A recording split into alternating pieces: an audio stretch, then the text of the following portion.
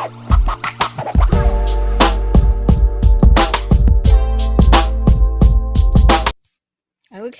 welcome to Simply Robotics, the podcast, a podcast exploring the animation industry one episode at a time. I'm your host, Monique. You can find me on all social media platforms at Simply Robotics, SIMPLYROBOTIX. Now, today is exciting. As you can see, me and my guest are wearing a little decorative wear costumes, if you will. And that is because it's spooky season. I don't do spooky, but she does. And that's why I thought she was like an ideal person for this episode. Now, there's something different. Listeners, you probably aren't aware. This episode is currently being live stream broadcasted on YouTube and on Twitch. This is something I'm starting to experiment with. Can't speak on how consistent or frequent this will be, but I would like to do it for y'all. So I'm also going to do my best because we're like I said, we're on YouTube and Twitch, and people may be commenting. I don't want it to be disorienting for the listeners. Now, for the people viewing, definitely, if you're feeling whatever is happening in conversations or little costumes or whatever, say some things in the comment. Let's get the chats popping a little bit. So first guest, can you introduce yourself? Tell us your name, where you're from. I'm Mahiasin. I'm from Brooklyn. I am the co-host of Extra Juicy Podcast, and I love everything spooky. Yes. So that's why, like I said, again, I thought that you were like an ideal person to have for this because, like, why not? Why not someone like you? So can you tell us a little bit? Well, I feel like this is going to be a little bit of a learning experience for me because usually I don't know if you went to college or if you completed college. The industry that you work on, I don't know how much you want to talk about that, but this is just an important thing that I also just like to ask people, just, provide variety of experiences. So what is the industry that you work in? Did you go to school for it? Or if you didn't, what did you go to school for? If you didn't go to school, just, share some of that too.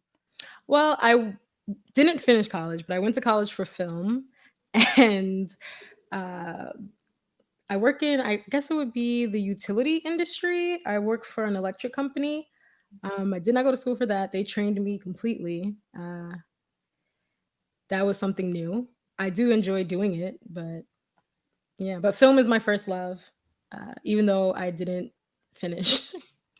What was your intentions for film school? I wanted to direct and write. Do you try to do that through, like, I don't know, just like now? Even like, do you just like write stuff on the side?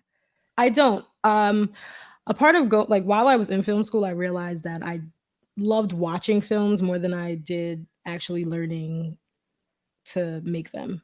So I had to have like a real serious conversation with myself about where I wanted to go and if I wanted to continue focusing on something that wasn't my passion, but I was telling myself it was my passion for so long. And it was tough, but I think that's very real though. Like sometimes your passion is your passion until you start really to get into it. And I've said that before on the podcast and like all the variety of speaking things that I've had. Like I originally wanted to be an animator, but like by the time my senior year, I was like, I don't really want to do that anymore. And then I get out into the work industry and I'm like, well, now I'm not even that good compared to the people around. So like, making career pivots. So I usually also ask people like, what was your first job in comparison to what your job was now? Like, are you also there's like some interjecting a little typical New Yorkers that they start working with like the student kind of program or whatever. So like they're 14, 15 working. So yeah. for me, I didn't have that experience. I was lucky, like I didn't have to work. I graduated high school at 16, and I took a semester off before going to school, and I got an internship as a, I don't even know what you would call it because I was just doing internship stuff, but I worked at a power plant, Brooklyn Cogen, Wow. down by the Brooklyn Navy Yard, Yeah. which is funny in how I ended up working where I work now. um, but after when I got that internship, then I went to school, then got out of school and worked a few other places, and then they found out I wasn't in school, so they hired me full time as a administrative assistant, and I did that for a while until they had some layoffs. And then eventually I ended up where I am now, working for another electric company. Yeah, yeah. So starting to make I just like to have a little bit of background about our guests before we dive into the episode. Of But course. when I was like inviting you onto the show, you mentioned that you actually watched the Willoughbys movie because of the podcast episode that I did for it. So Yes, yes. full transparency, you're not gonna hurt my feelings. I did have one guest on and she was like, I actually had to turn that off because I wasn't feeling it. So what was your like experience with it? How do you feel about it? Okay, you know me personally. For the listeners, like I am a very odd person, so I enjoyed the Willoughbys. Like it was my type of humor. It was definitely really dark for a kids movie. Was it even targeted for kids? It's not that young, but it's I Okay, mean, they said okay. so, but, like, actually, as you're watching it, you're like, "Mm-mm." This isn't really for okay. I can see it for like preteens, you know, because I feel like they have that sort of humor. I feel like they could appreciate it, but I loved it. I really enjoyed myself. I thought it was funny. So it was great. I loved it. And when I first was listening, like the way that you described it, it sounded like my type of movie. So I was like, let me get home, get on Netflix and tune in. So now for the main event while you're here, is you shared with me a bunch of, like, movies and TV shows that are either, spooky based around Halloween or, like, yes, zombies or, uh, more zombies, werewolves, what have you, and also just, like, usually you see like Christmas seasons or episodes of shows, but we also going to talk about some Halloween episodes of shows. The first one, I'm chuckling to myself, is Scooby-Doo Zombie Island. Now, okay, full transparency on my part, I am scared of Scooby-Doo. Like, I don't know how scared I am at this point, but, like, as a child, I would only watch the theme song, and then I'm changing the channel. I cannot handle, Scooby-Doo. Great theme song. So, I didn't see Zombie Island as a child, and when I was watching it, I was like, I would not have been able to handle this." So, if there are some viewers out there that have no idea what I'm talking about, can you just briefly recap, Scooby-Doo Zombie Island? Okay. I'm gonna give it my best shot because I haven't watched it in a very long time. Um whew, I actually don't think I'm equipped to do that. I'm so sorry. Just because I haven't seen it in forever.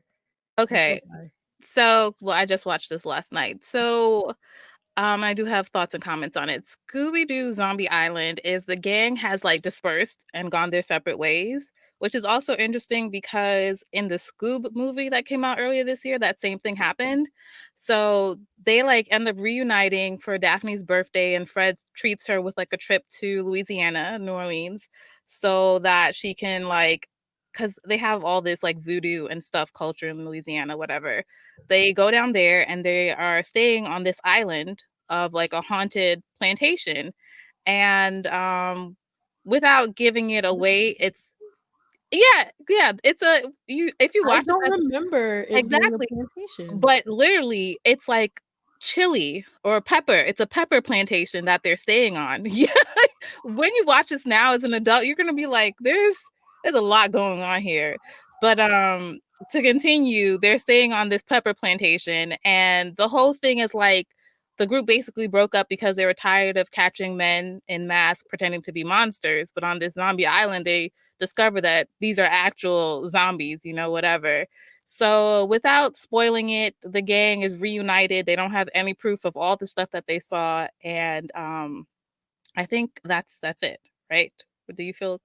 But it's yeah. Do you have anything you want to add? You're good. I'm honestly stuck on the fact that like I thought it was a farm that they stayed on. Like in my memory, I'm like did not get that it was a plantation. Yeah, And I when you definitely go have back to and rewatch it as an adult because I watch the trailer, at least you're gonna see it's a big plantation house. Legit, they're in Louisiana, and then they show a field of all the peppers, and they're talking about like tourists coming to visit and all this stuff, and I'm only able to make all these connect the dots because I'm an adult, but I'm sure as right, a because as child a kid, I thought it was a farm. Yeah, Of because that's course. how it's presented to you, but, like, even with the zombies being tourists, and I'm like, "That's not the zombies that would be on this land right now, they should actually be."